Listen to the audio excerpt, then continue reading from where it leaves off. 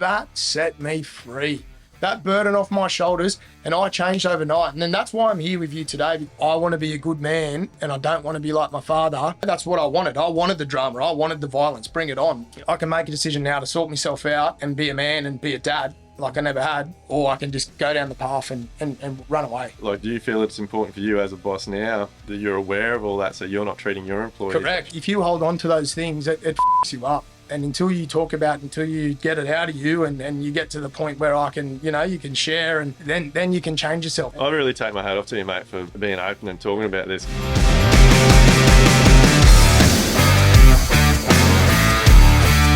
Hey guys, welcome back to another episode of Level Up. We're still down in Sydney and we have another cracking episode coming to you today. But look, if you haven't checked out the new website yet, go and check it out. Make sure you stock up on all your Level Up merchandise. We're keen to get as many tradies and builders in Australia wearing the Level Up gear with the keep smashing it out on the back, because that's what we're doing. Today we're going to flip the switch. So we got Lewis from Lewis Carpentry and Building and Carpentry with us today. He's obviously been here a couple of times now. He's asked me all the questions that you guys have asked, and today's my turn to drill him. And the bit that I know about Lewis, this is going to be a deep podcast, and I think it's going to resonate with a lot of builders. But I've got to know Lewis pretty well, and his background is a pretty remarkable story. So mate, thanks for coming back and giving us the opportunity to ask you some questions. Yeah, no worries. It feels that I'm in the hot seat now. So yeah, I was a bit reluctant to actually kind of talk about myself, and I've had a bit of a chat with Dwayne and Shay earlier about, this is what we're about, sharing stories and getting it out there for everyone so we can all,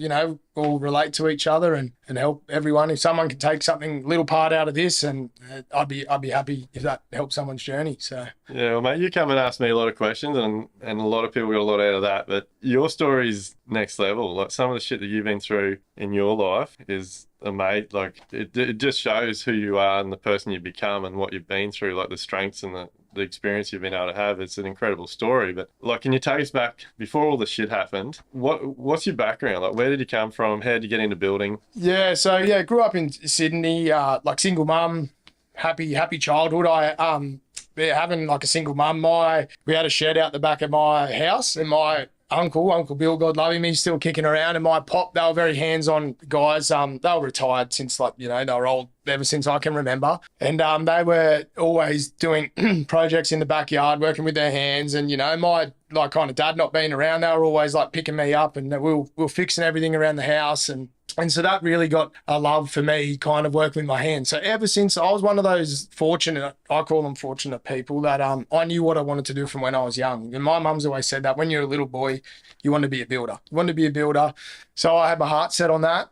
And kind of grew up, single mum home, and then, got into just, love doing things. On the weekend, I'll be making billy carts and little cubby houses in the bush, and, knocking off some screws and bits of timber from, the back shed, and me pop and me uncle, and just kind of loved and was passionate about doing that. And I wanted to leave in year 10 to do an apprenticeship, but my mum was strict. No, just stay in year 12. So it's kind of like a more new age thing. I did like what was called a vet course at the time. So I did the first year of TAFE, TAFE component of my apprenticeship whilst I was in year 11 and 12. So by the time I finished year 12, which I didn't mind school, it was a good time. Let's just say I had some of the best years of my life. Like, I definitely don't regret staying in school. Did you pay attention at school, or were you a bit of a rat bag? Or? Well, like, I definitely had my moments. I kind of had more rat bag years as I got a bit older and the hormones started coming and whatever it is. So I used to get in a bit of trouble. But at school, I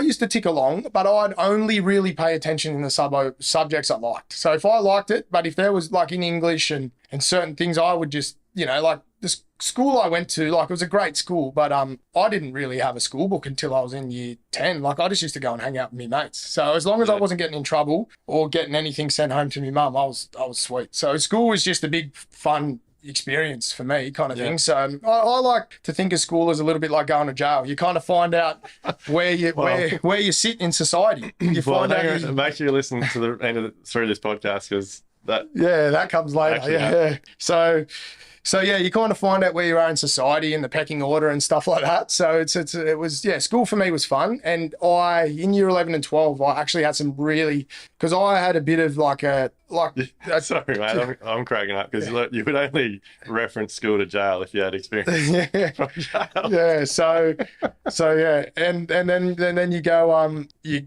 so I had a bit of stuff go on when I was young, family and some teachers got to know that. And I had some really good male figure teachers that really took me under their wing in year 11 and 12. So I had a really great experience with that. And then so I wouldn't say I mucked up at school. I was respectful and everything and always have been because my mum drummed that into me. And I was always kind of petrified getting and disappointing my mum. So I didn't really want to be at school, but I was there just to keep her happy kind of thing. And then, So you got siblings? Yeah, I got two sisters, an older and a younger sister, So they were there and they're doing their thing. And that's kind of, so I come from when I was young, my mum and dad had like a bit of a messy breakup. And that, my dad was quite like a violent man. And then that kind of affected me kind of coming into those teenage years where I started to rebel and just want to be my own independent person. So that was always in the background kind of going on. But so I finished school and already had an apprenticeship lined up. Straight away, I literally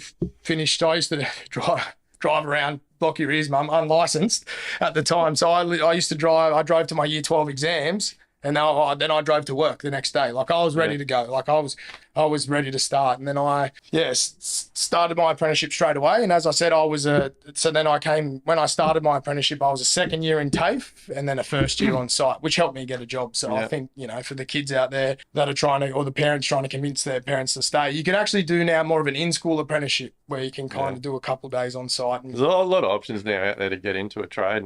Different ways. If your head's not in school, it's definitely worth investigating those other options. Yeah, I went to, for you guys out there from Sydney that know, I went to Miller TAFE, and Miller TAFE was like a prison. That's in the back of Liverpool, and that's a scary place to be because as Sydney's a lot of multicultural area, there's like some proper deep-seated things going on at Miller TAFE. So it was like, you've got to be friends with the top dogs there or you're going to get eaten alive. So I remember these guys. I think it was we had some Serbian guys and some Cypriot guys, and that's like a cultural war that goes back millions of years. And it was full on at lunchtime. It was like in the prison yard. There were fights and it was crazy. So it was good fun really out there. So kind of did that and then went out and started my apprenticeship. My mum actually met a new fella and we moved out kind of further west of Sydney.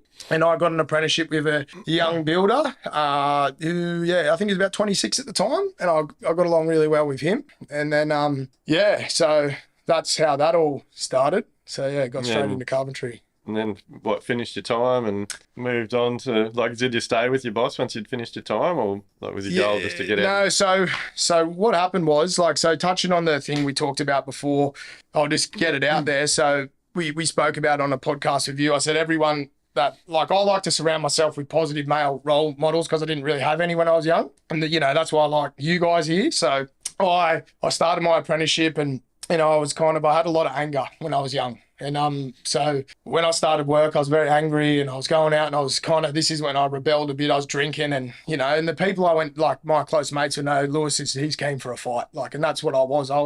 I used to go out headhunting, just looking to be in a fight and whether win, lose or whatever, I just wanted to be in a fight. And I was just an angry person and that kind of transferred into my life. And I got to a point where my father kind of wasn't around when I was young and he kind of would rear his head and fuck everything up at the time. And just as I started my apprenticeship a few months in, my boss was he was a hard man. And he, I'd love to be able to reach out to him now, but we had a big falling out at the end and I'll get to that, the way that came about. But he helped me through one of the toughest times in my life. And anyway, my mum had just met a new man and tried to move on with her life and my dad reappeared on the scene and my whole life I used to be I used to be one day, one day I'm going to, teach this man a lesson. One day he's fucked with me family enough. So I made a decision. I think I was about 6 months into my apprenticeship. So how old are you? Yeah. So I'm 18. I just turned 18, which I wish I wasn't 18 because then I would have not got in as much trouble. So I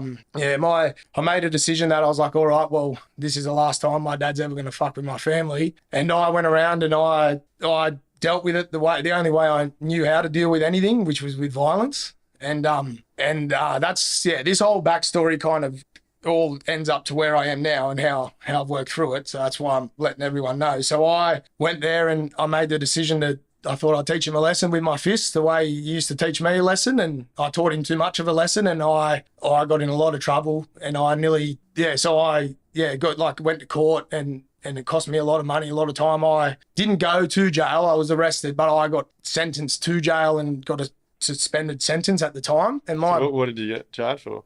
So it was like an attempted murder at the start, and it got downgraded to like assault, grievous bodily harm, reckless, with a weapon. So it was actually funny at the time because my dad was, I only remember him being a big, strong man. So then when I was thinking I'm going to go, because the way I found out about it was he wrote this letter to me mum because we hadn't spoken to him in years, and then his address was on the back. Because my mum had moved in with a new bloke, I was going back and checking the mail. And for years I had in the back of my mind, one day, I'd like to get him back and whatever. And I was just really angry at the time. And then the letter had a return address on it. So I had the address and I kept that secret for a while. And so I went to the property. So I got charged with going to the property, stepping on the property, and then assaulting. Yeah. So, and at the time when I got there, I was shit myself, and I was like, oh, what if he gets it over me? I might.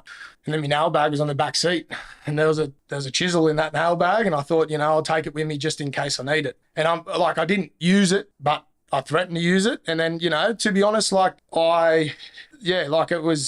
went there to do what I did, and I did it. And in hindsight now, looking back at it, it really could have ruined the rest of my life. That one day I was just lucky that I actually went to work the next week. And I was a bit quiet. My boss at the time said, Lewis, what's going on? And I said, oh, look, mate, I was in jail over the weekend and I've been charged with. And then he goes, I'll call my solicitor. And solicitor came out and said, look, mate, you're facing 6 years in jail. At the time I was just, I'll go. I'm happy. I wanted to do it and I did what I did. So I'll go sitting there for 6 years with a smile on my face, and I went in there and I told the police the truth and I told them everything. And that's one lesson I'll say for now. If you ever do anything wrong or right in life, you never speak to the police, no matter what, because I thought the blokes were helping me and they weren't. They were twisting my questions. And then long story short, my dad had it coming, and then it happened. And but you'd had no one around you to guide you or teach you? No. So I, like I said, I grew up taking it out. Yeah. So I didn't know how to deal and regulate with my emotions, or I didn't talk about it with anyone. I used to have male role models in my family. We wouldn't talk about anything and talk about things that had happened to me. And I just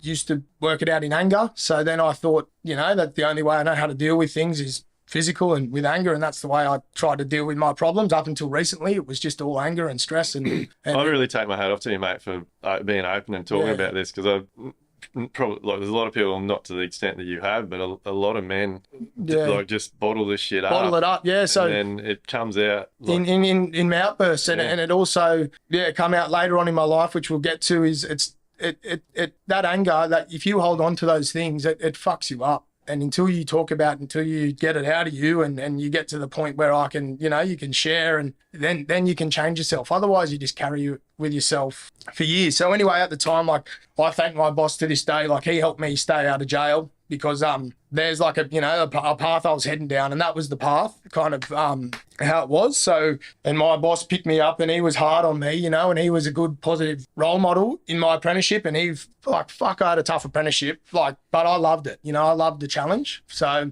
anyway, that all happened, and then moving on from that, I was still a young, angry young man, and I just hadn't let it all go yet. And it's kind of, I was still getting in fights and causing trouble, and just the drama and all the bullshit that goes with it all. Because that was my life, that's what I grew up with, and just a high on fight or flight mode. I was just constantly on that stress level, just ready to tap off at any second. And that's why the building industry, I loved it, because my boss was go, run. I wasn't allowed to take my nail bag off even at lunchtime. He was a hard man, Yeah. And he used to flog me, and we became really close. So I did my time with him, and up until I was just about to finish probably halfway through my third year.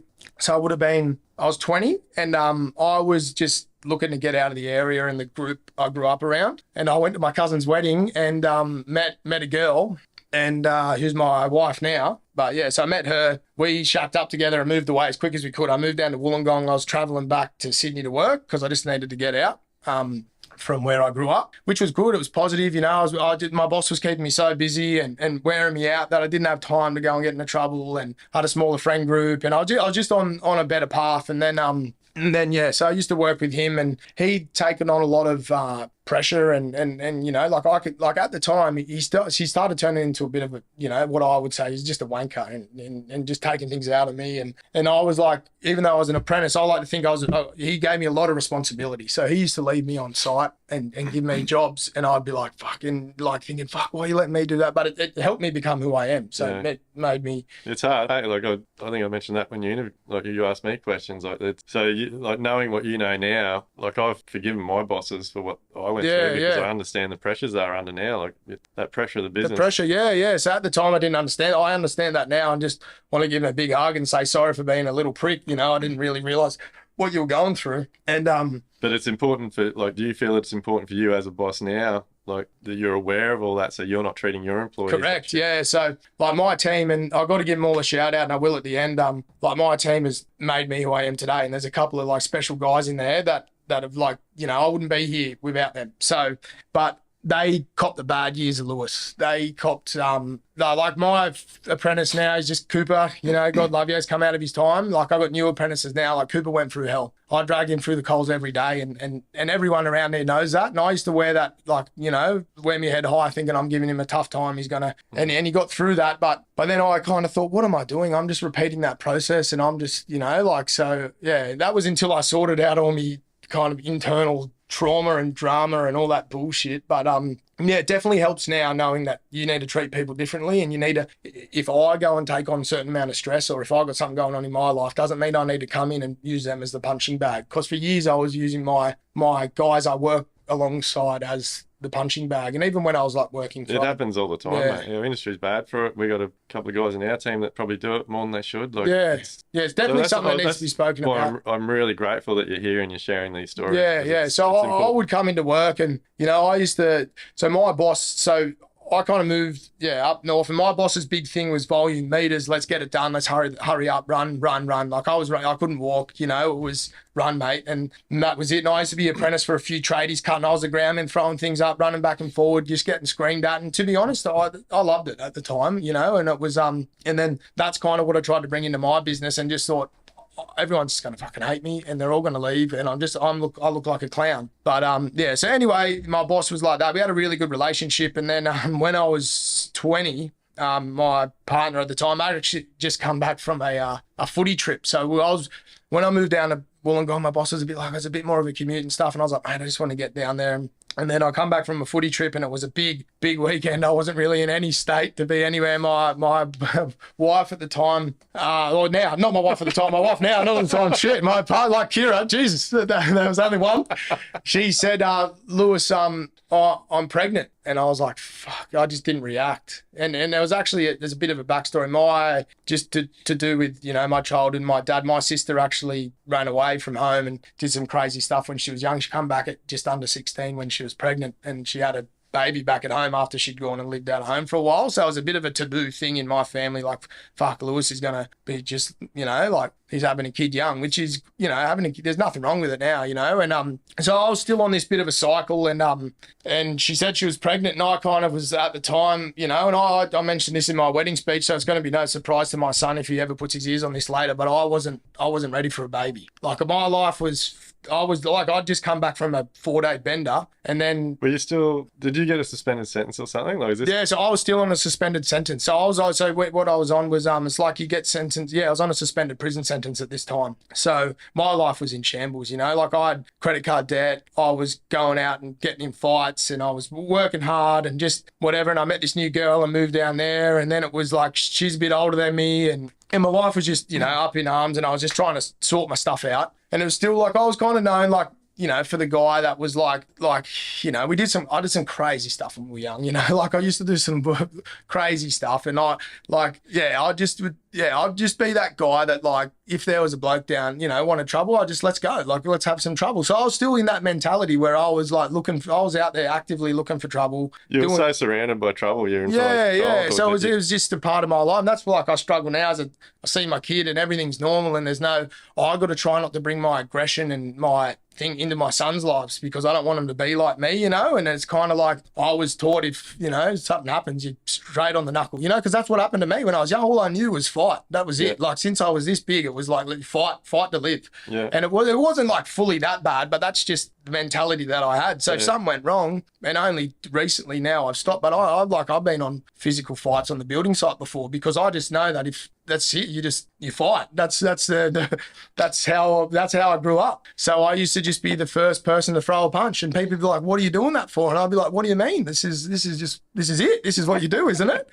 So my wife said she was pregnant, and then I was like, a girlfriend at the time. We'd only been together for a few months, and I was 20. She's a bit older than me, and I kind of was like, I don't know if that's the right thing, you know. Like, And anyway, she said, "Well, it's happening, and if you don't want to be there, then so be it." And I was just like, wow. And then that was a big moment in my life where I thought, all right, well, I can make a decision now to sort myself out and be a man and be a dad like I never had, or I can just go down the path and run away and stuff. So I decided, I was like, I'm going to take this on. I said this in my wedding speech last year and I said it to my son. He saved my life. So that wish is. That's awesome, mate. You're bringing tears, mate. Yeah, same. So my wife got pregnant, had my son who's 11 now, and he saved my life. I would have been, because I was on a suspended sentence. It was only just, all I had to do was get arrested and I was gone for the 6, and then for whatever I did. So, and don't get me wrong. Like, I don't want to talk in this podcast like I'm some career criminal,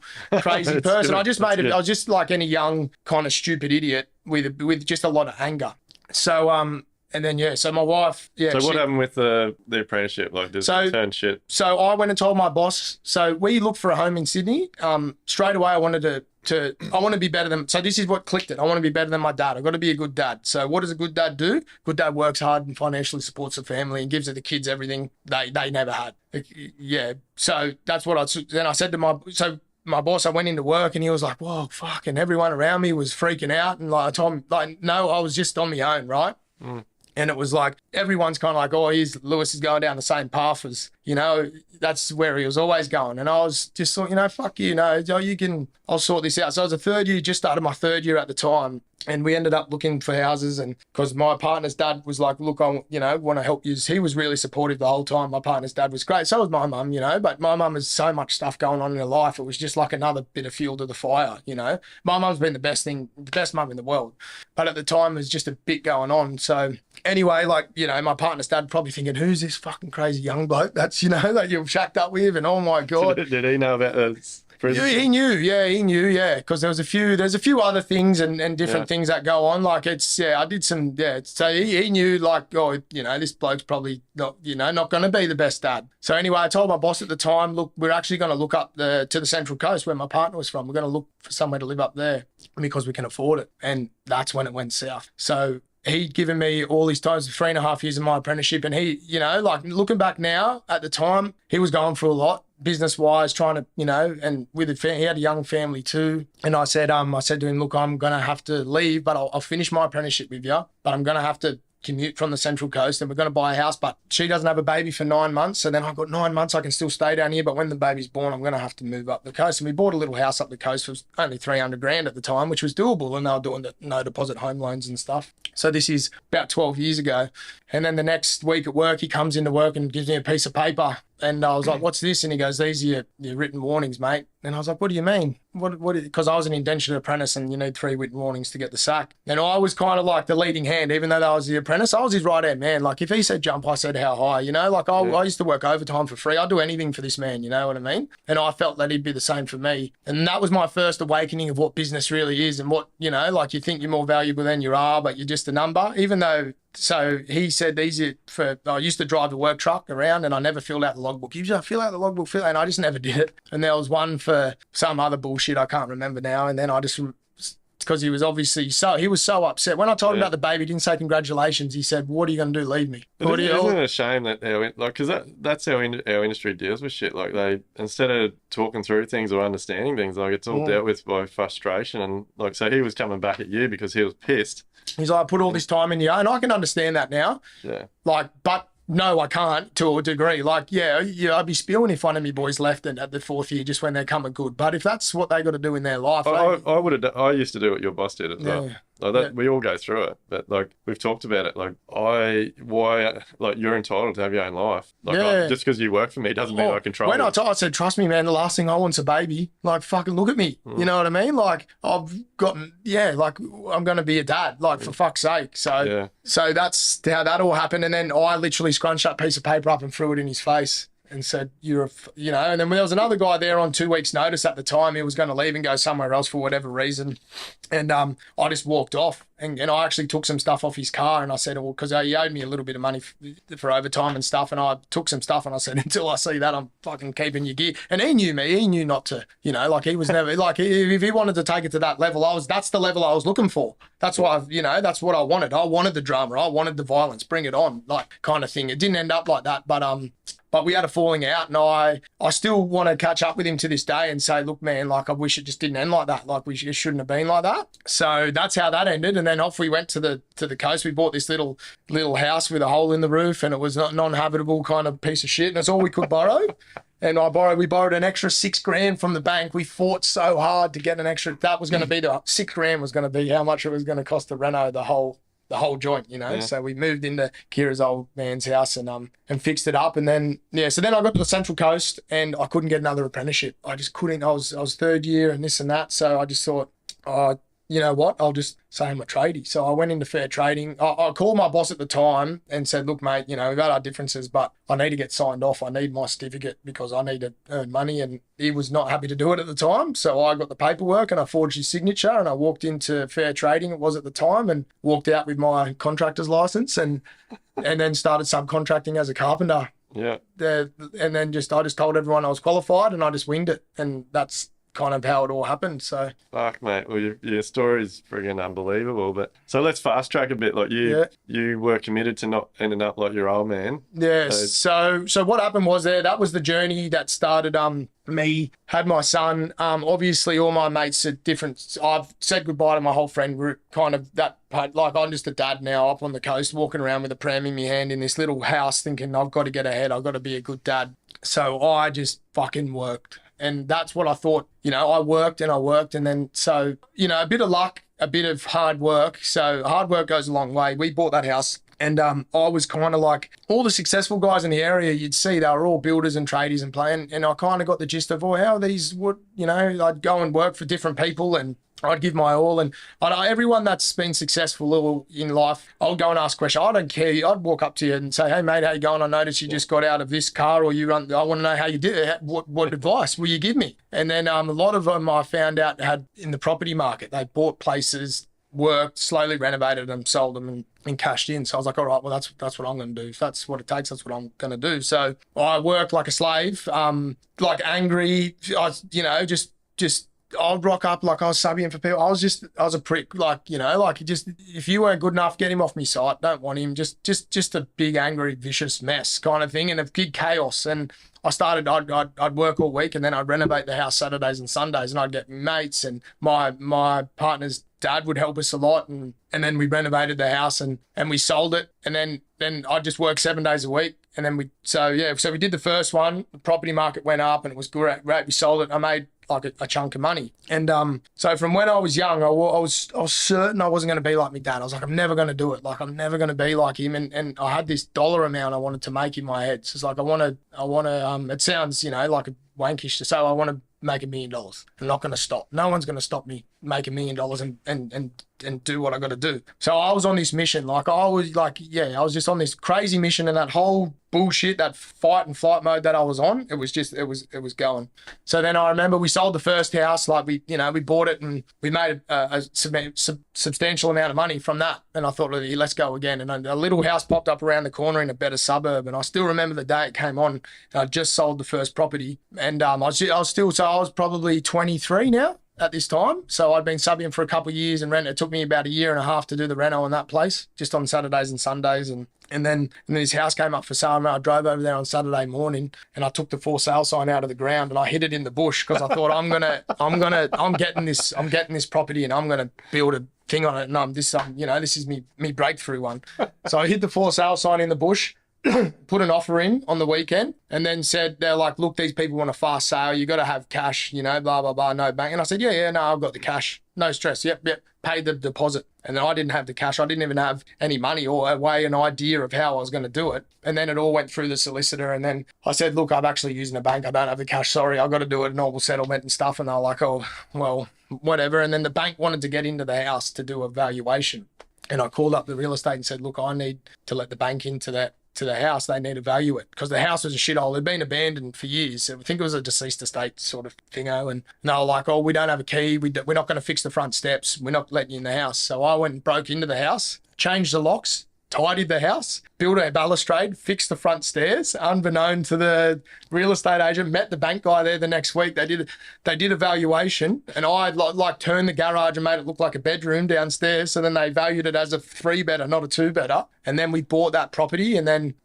we. Mate, it's incredible getting to know more of this story, because I know a fair bit about where you're at now, but I think this podcast has become such a platform for people to share these types of stories, and I think it's so important for people to hear where you've come from and what you've done, because when they get to the end of this and they hear where you're at now, it's fucking unreal. Yeah, so that's the journey. That's what I was doing, and all that kind of that built up. So something was driving me, something was pushing me. And did you get to the dollar value? The dollar value. So that I got to that dollar value at the age of 25 years old. So 25-year-old, you've made the $1 million. Young family, grinded. So you got that house, second house, made the $1 million.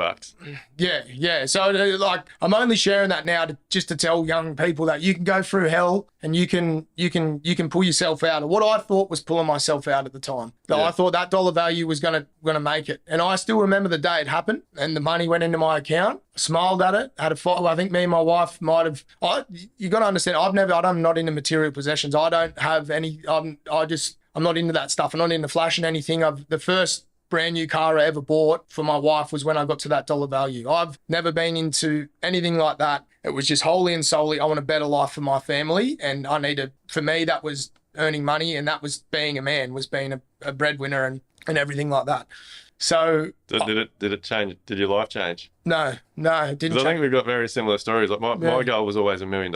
Yeah. And I made $1 million around 23, 24, in the business, and it didn't change it. The next day I was exactly the same. I got out of bed and I was subbing at the time, and then at this point, that's when I decided to go out on. So then I did that one, and I actually had a deal as I was building it. The next door neighbour was there, and these houses were all for me to live in for 12 months and hang on to them and sell kind of thing. So it was always where are you getting your advice from for this? Like who's teaching you that this is a good plan and hold on to it? So this is what I talk about with my wife now. If I was to sit down and make a plan of what I did back then, no way I ever would have did it, because that property where I took the for sale sign out, I borrowed 270 grand to do the renovation. It cost me 650. I had to borrow money from relatives from 2 different banks. If you guys ever need any money, come and see. I know how to get money from anywhere or anything. Money, it's a game. So I got in so much mortgage stress on that second house that we couldn't afford the first mortgage repayment. So we had to sell it. And every single house I built to this day has broken a street record and sold before the open home. And every single one. So I was a 23-year-old building a multi-million-dollar home, which I had barely any experience. And I bring this back to a guy I worked for from Construct Central Coast. He threw me in as a foreman when I started subbing into him. He threw me in the deep end, and all credit to him. That's how I learnt to do. And he kind of was the first person to teach me that everyone's winging it. And you just, I back you, mate, and just fucking get it done. Yeah. And then I did it. I look back on it now and think, I could never do that again. I used to go there 7 days a week. And I love what you just said, because I know people in my businesses like that, if people spend so much time trying to get the plan and the strategy perfect that they fucking scare themselves out of it, or they've spent so much time doing it that they fucking lose the opportunity. Yeah, that's right. So we didn't plan anything. I just said, we got this, don't worry. And, my wife, she's awesome. And she just went with it. And we were living out of, in shacks, and we were living in half renovated houses. We've lived in 11 different houses, I'm pretty sure. Rented, there's been people that have let me stay in their granny flats and garages, and in-laws' house. We've lived at his house for years just to get by. But if we sat down and worked out on a calculator how long and how much it was going to cost, there's no fucking way we would have ever done it because it's too scary. We just jumped in and did it. And then I did. Then I was like, oh, this is good. I'm good at this. This is an easy game. So I started a development company with a partner, and we did a development together. And at this time's when I started going out on my own as well, and started my own building company, because, everyone was like, oh, you're good at that. You should be a builder. You'd be great. And I just thought, oh yeah, I've made a bit of money. I built a house. I'll be a great builder. Let's start a business. And I brought that same chaos into my company that I was doing, my whole life into there. And at this time, I still hadn't really dealt with any of my stuff from my childhood, or talked about I was just on a mission. I wasn't being I was being a good dad, but I wasn't being the best dad. I wasn't always there. So what were you chasing? Like, what are you doing? What's driving you to keep doing these properties, keep making money? Well, it was just the drive of, I want to be a good man and I don't want to be like my father. And then just I don't know what I was chasing. Because when I got there, so then I did another one, and I quite quickly doubled the amount that I wanted to chase. And then that's when I thought, well, this money thing isn't any good, because I've chased this amount and I fucking am angrier and unhappier than I've ever been in my life. I think it's important to talk about this, because I tell people now, and I can't articulate it, but I chased the money for as long as I could remember. And as like you're saying now, I just kept getting angrier. I kept getting more stressed. The business kept getting more turnover. Yeah. I didn't understand my numbers, and everything was still shit. Yeah. And now I tell people, like, don't make it about the money. 100%. So I've since changed that and so I started my business, and that's why I'm called Lewis Building and Carpentry now. I started Lewis Building, and I went out on my own and started working for clients. And I used to quote jobs as like a competition, where it's like, oh, what, he's 400, I'll do that for 300, I'll do it twice as quick. And I got a bit of a reputation for doing things quickly, but I wasn't doing things properly, because I wasn't taking the time to run my business properly, to treat people properly, to be a good dad, to be a good husband. And I was just chasing this. It was more, I think what I was chasing was the alpha male role of Lewis can stand on his own 2 feet. And I think that's why I used to fight when I was younger, and I used to find a conflict, because it was like, you can look after you. Because I actually had to go to see I went and saw a psychologist, because I was worried about that a bit of family. There's been some stuff going in my family. I thought it might catch up with me. And my wife was like, a couple of years ago, you need to go see someone. You need to talk about some of this shit, because you're fucked. So I was like, all right. So I'm glad you did. Like, honestly, I'm sitting for the last half hour. I got a tear in my eye. Like, I really take my hat off to you for sharing all this, because I feel like this story is gonna resonate with so much of the construction industry and the people that this podcast is trying to help, because we're all dealing with this shit. Yeah, like you're just laying it on the table. Yes, that's it's out here. Like, it feels weird to be saying it out loud, but if it helps one person, I'm happy for it. So yeah, my wife said, go, and I went and saw someone, and then they just said, when you were a child, you used to go through these things where you were scared and you couldn't help when there was certain things. And I carried that all the way through. And until I unpacked that really helped me. So now that's why I used to be the reactive person in the fight mode, because I was under this stress when I was young, and I became a man very early because my dad left, and there was a lot of violence and anger, and these things affected me. And a lot of men don't talk about this, but you've talked about it with me before. That's why I'm comfortable to talk about it with you, because you shared everything with me. And then so I got to this dollar value thing that I was chasing, the money, and just that alpha of freedom, or whatever it was I was chasing, what I thought was a good man. And then so my son was getting older, and then I just kind of kept catching myself in the mirror going, you're turning to your dad, you're not rocking up. I was so short-tempered with, like, everyone had to walk on eggshells around me. And I was just on a mission to just take risks. It wasn't even about the money. It was just, if I was in a risky situation, I was comfortable. Like, if, I used to break out in rashes, like in between my ball sack and my asshole, scratching everything. I was so stressed. Like, my hair started going grey a long time ago. Maybe that explains the anal star. Yeah, that's right. It's healthy. Yeah, it's cleared up now since. So, but that's just how it was. And it took me to get to a point in my life where, so the kind of turning point was, all right, well, any money didn't fill a hole. Running your own business didn't fill a hole. I ran that business into the ground you know, realistically, I didn't know my numbers and all that stuff. That's why, you know, I follow your content because I realised that. But so you went back to carpentry. I went back to carpentry, yeah, probably 3 years ago now. Which is a huge, like, that's another massive step. Yeah, because so many people are too proud to take a step back. So I was a good carpenter. I definitely wasn't the best carpenter, but I love being on the tools. And like so my wife does meditations and all these different breath work and things, and me, my deep work. I read the book Deep Work, and deep work, if I'm in a deep work, like a flow state on the tools, they're the best days. Like I come home, I'm tired, I've worked with the boys all day and on site. You know, that's what I love. And I was like, I started this building company. I was dealing with clients and architects and designers, and I was just not making I just wasn't fun. So I got to a turning point where I was like, well, I can either be like every other builder and just go, oh, that's the building. That was the chat around time. That's it, mate. This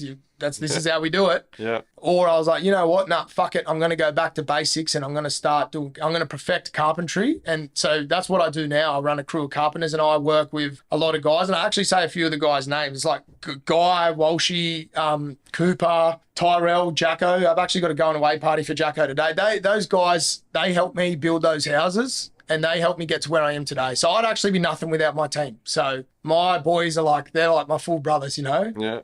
And it like upsets me to say it because I love them so much. Yeah, it's good. So then I started carpentry and they all came on board with me. And yeah, I reckon we're kicking goals that way. And I've got systems and processes. I've got an organised truck. I've got guys sending me hours. It could definitely get better. And we've got a good culture and a good crew. And I'm running that properly. So, and I'm passionate again. Yeah. You said something to me. Lewis and I have been talking. Like I said, we've become pretty good mates. And he said something to me the other day that I have never heard anyone say. And like with setting up your carpentry business, like you worked out a dollar rate that you needed to make on top of your boys that would allow you to have freedom. Yeah, so when I set out the carpentry thing, so the way it kind of struck off was when I was doing my own building business, right? The brickie would come in, the concrete would come in, they'd do their job and they'd be into it and they'd be perfect it and they were good, quick and efficient, and then they'd leave and they'd get paid. And as the builder, I was stuck there at the end dealing with all the shit, as everyone knows. So I thought if I can just concentrate on the carpentry thing and become effective at it, and that all I set out to do was I want to make $50 an hour when I'm not there. So if I'm not there, for whether I'm on a holiday, whether I'm anyway, that was my tick. If I can make $50 an hour when I'm not on the tools, so you can cover all your costs, pay everything out, and make $50 in your bank account while you're sitting on a beach somewhere. Yes, correct. So I just went to a trip to Bali, and this is like crazy cringe-worthy to say this shit. But like, I was calculating how many bintangs I could drink a day based on what the boys were making me, because I was like, you know, I could drink 62 bintangs today. Like, how good's this? Like, and that's all I set out to do, you know, like I only really set out to have 10 bintangs a day, but now it's grown a bit more. And so, but a lot of that, it's taken me years to get to that point, and that was freedom for me. So so that was what I wanted it to do. So you're not like, I don't know how to articulate this. I'm not good with all this stuff, but like you've talked about like you're chasing that $1 million and then you doubled that and then you tripled that and then you still weren't happy and things were getting worse. Now you've realized that it's actually coming back to the experiences. So like you're creating a business, you know, in your numbers that will allow you to have experiences while your business operates, and you can comfortably have that experience, be happy about it because you know that you can afford to do it. Yeah. And like, whereas most people are just like, this is all fucked, we need a holiday, and they throw the holiday on the credit card and then they have a week off, everything's fantastic. They come back, go to work, and then they've got the credit card bill of the holiday plus all the stress that's still there from the business. Correct, yeah. So my wife works full time still, and we set ourselves up well financially, and I believe a big part of that is having a wife as well. Like I say to all the young guys at work, you got to marry well. Get someone that's either going to work with you or work hard, because you definitely have. Yeah, like if she stood by you through all that. And she has, and So, but that's like you said. Back to the building business is. I was always too busy to take. She was going on holidays with the kids. I'm sure you can relate to this by herself. I was never there. I missed out on weddings and holidays. But now I look at it and think, for what? So when I go away, I've got the right people in place that can look after it for me. I've got a rule. It's like, don't ring me unless someone's dying, because all the people that I employ, I am fully confident that they can put the fire out and they can sort it out themselves. So, and that's what I've set up. And I've set up a system of regular invoicing, because I just used to let it pile up. I used to procrastinate on it for days, and then I'd do it. It'd take 2 hours. I'm like, why? And now I pay someone to do that. I've got a bookkeeper. I've got my insurances are up to date. Just the freedom of running your business better. And I just remind you, I just run a carpentry business, which is mostly just labor only.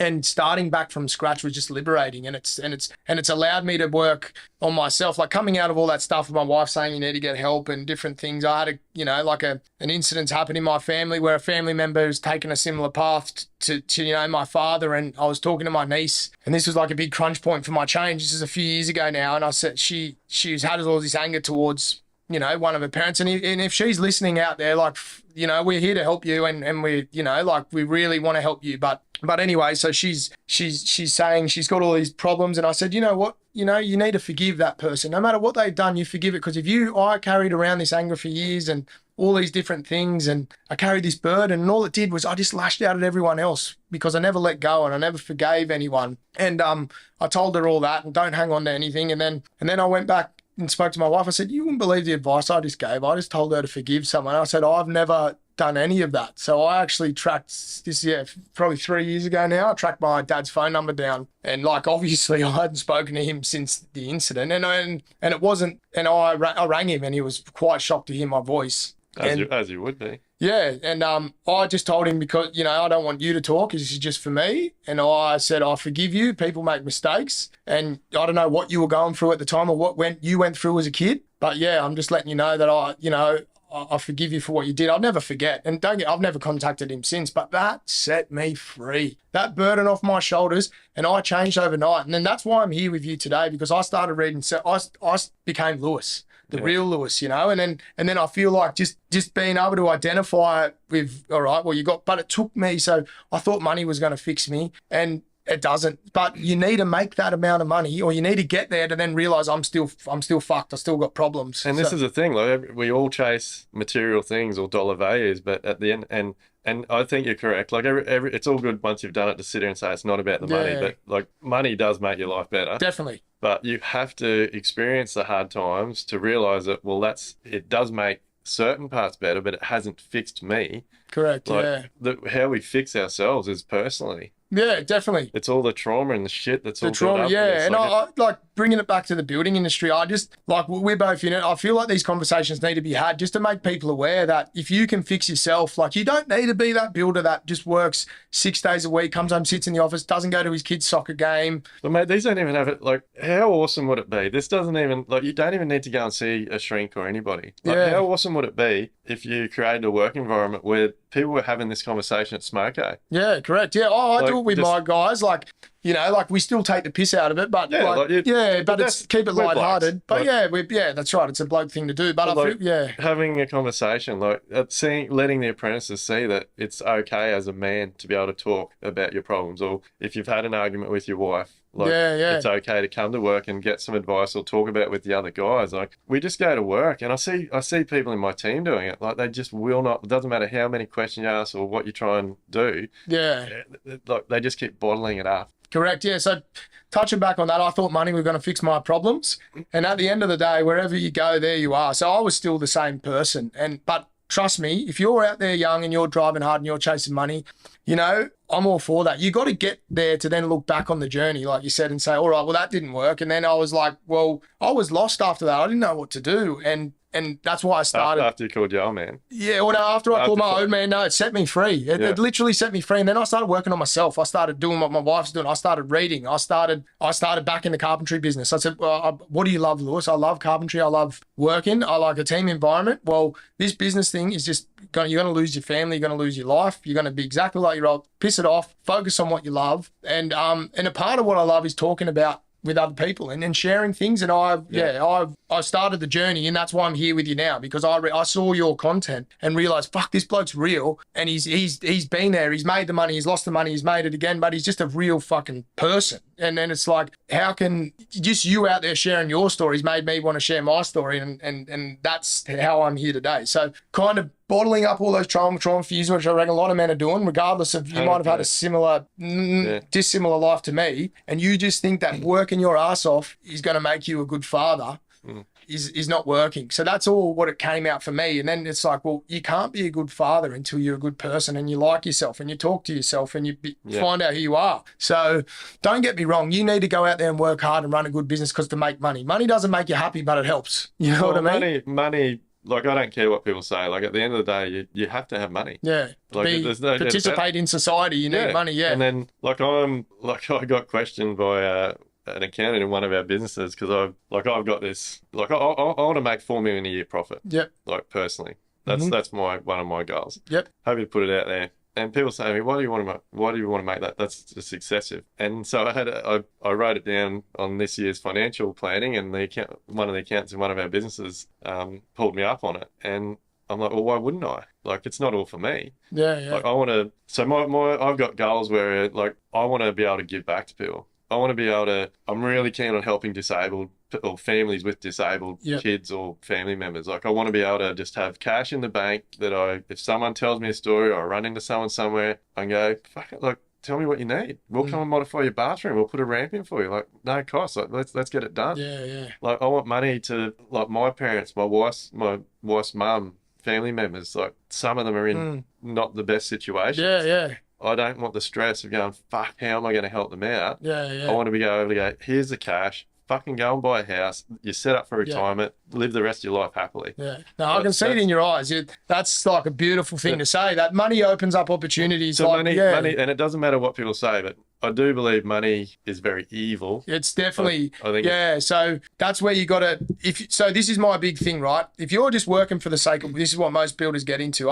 They're working for the sake of work, but if you got a means to an end, you got a goal, right? So I've got a goal too. I've got a goal, exactly how much monetary goal and lifestyle goal. So right now, I've been on 2 overseas holidays this year, and I'm on a big thing now where my eldest son's 11 and 5, and I'm going to spend as much time as I can with him. And I don't care how much money it costs me now. I can always pay it back later. Money's easy to get for me. You could take everything I've ever earned away, and I'll have it back in the click of a finger. Money, if you're mentally, that's a really, like, sorry to cut you off there. But it's a really important point to make, because I'm the same now. Like, I wouldn't give a fuck if I lost everything tomorrow. Yeah. Like, because I can make it again. Like, you can make it again. And once you switch that mentality, so you've got, but if so there's nothing worse than you meet someone that's working hard and you go, oh, what do you work? And they don't, like what you just said about how you want to help people. You've got a goal and you've got a destination. So the journey's, but people are just doing it for the sake of doing it. Yeah.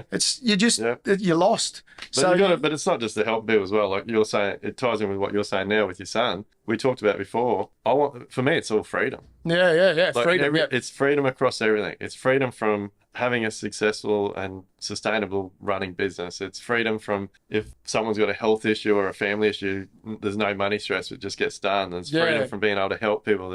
I think every man wants that financial freedom, like the freedom with the family. With the family, yeah. So now, and this is the other freedom too. So my building company was always, I was probably trading insolvent, running at a loss. So if I ever shut up shop, I would owe money. So I had to keep churning over and, like you say, getting the next job. I couldn't just go, I'm going to skip out on a job for a bit, go and subby a couple of days, send me boys out and go on a holiday with my family. I needed to be working. But now with my carpentry business, I'm running at an even playing field. So if I decided to wrap it up tomorrow, I could stop it. And then, for example, when I went overseas, there's enough money ticking over in my business, even though it's just quite a small amount, because that's all I need to run it. I don't need to make hundreds of thousands of dollars or tens of thousands of dollars a week, because I don't have any overheads. I don't have one. I pay a bookkeeper and then that's it, because I've set up my life like that. I don't borrow money for cars or for toys. I purchase those toys because I don't want to be a slave to anything, because freedom for me is just not having any like personal debt. I love like if you got an investment or whatever debt, I love debt. Debt's a great tool, but if your life is fueled by debt and stress and that's great for creating wealth. Well, creating wealth, it's fucked for fucking cars, boats, fucking toys. And I feel like that's, the more you were, so I still don't really save any money now. I was a third-year apprentice on $300 a week, and I used to have X amount of dollars left over. I'm the same now. my money comes out and goes into different tools and different investments and things like that. And I just have a small amount of money left over and there's things growing in the background. Just because you've got a high, income, it's definitely, you don't just put it in your pockets and then you're like, oh, I'll just go out for these crazy dinners. I've got no money left over at the end of the week because I'm choosing where it goes. And that's because you know what your freedom is. That's right. So another thing that I did was when I wrapped up and started the carpentry, no touching the table. It comes back through. So I redefine success. Yeah. So what success is for me is you're doing what you're doing because you want to do it. So it's like, I'm running a carpentry business. I want it to be the best carpentry business on the Central Coast. And I want all the guys that come through to be like, they did their time with Lewis Carpentry and building it with the boys. And I also, that's what I want. So, and that's what I'm walking towards. And also I want my kids to just thrive and be themselves, and I want to spend as much time as I can without spoiling them to death before they're old and on their own. That's my definition of success. Yeah. So, and we'll have to start wrapping it up, mate, but absolutely hats off to you for sharing your story. But I would love to touch on something we talked about earlier today before recording, about people that are packing up and traveling. Because it definitely resonated with me. So I won't steal your thunder. Look, tell us what you were talking about. So I've talked about it with my wife, and I'm sure all of us tradies have. Was all right. Let's go and get the van and the car, and let's go and pack up and leave. Right. And I think I said it before. You're escaping. You're not going on a holiday. You're not going on. You're trying to escape your life that you have. That's what a lot of people are trying to do. They're selling their car and they're buying a van. They're trying to escape. But when you go and you come back, you're still the same person. So we thought that was the right thing for us. I was like, look, just have that dream. Let's sell up and let's go, travel around Australia and we'll live the simple life. Well, the fact of the matter is I like work and I like everything that comes with it, right? I went for a 3-week trip in the caravan with my family. That's it. That's 3 weeks is enough. I was ready to leave the caravan and fly home kind of thing. So I feel like there's a whole bunch of people out there that are trying to escape themselves and their reality, where I think if you address it and you fix your reality, you'll just go on a holiday in your caravan. You won't need an escape. Yeah. So that's what I'm very similar to you, mate. Like we had that dream as well, and we ended up with we had dreamt about this caravan for 10 years, and we ended up with the exact one we wanted. And we had that for 3 or 4 years, and we did some incredible trips with it, but 3-4 weeks was it. That was enough. We'd had a good break, good refresh. Yeah, and then you come back refreshed, where I think, people now are looking for these. It's the same with these online incomes. You see all these people, I need to escape why don't you fix yourself, fix your business, and then just enjoy that. Instead of going, I'm going to have a side hustle and sell things on Amazon, give me a break, you know what I mean? Put 100% effort into what you're doing. Yeah, into what you're doing. And I feel like restarting as the carpentry aspect, that did it for me. And who knows, maybe one day I'll have a crack at building again and, do the live, life, build community and keep following and I just want to keep, working on our relationship and going from there. All those big things coming. Watch this space. Lewis is going to be a permanent residence. I'm excited. But mate, look, we'll wrap it up. I really appreciate your time. Mate, I've literally had a tear in my eye for the last, whatever it's been, hour. I just can't express how grateful I am that you've shared that story. And look, for everyone listening and watching, please reach out. If you are going through tough times, remember the guys at TX or Lifeline and all those types of things. I honestly hope by this Level Up podcast, telling these stories that it does, is really resonating and helping people get through the experiences that you're going through, or maybe getting to a point where you've heard Lewis's and my stories now, where you realise it's a lot of trauma, it's a lot of shit that you haven't dealt with. So think outside the box. Reach out. I'm happy if anyone wants to reach out to me. If just having this conversation, I'm just, you need to constantly check in too, because you can, it's freed me up a bit, and it's good to share. So it's awesome. Thanks for watching and listening, guys. Please like, subscribe, and make sure you go check out the new website, get some merch, and look, if there's anything out there, if there's any people out there that want to come on, reach out. We're happy to have you and share more stories, and look forward to seeing you on the next one. Are you ready to build smarter, live better, and enjoy life? Then head over to livelifebuild.com/elevate to get started.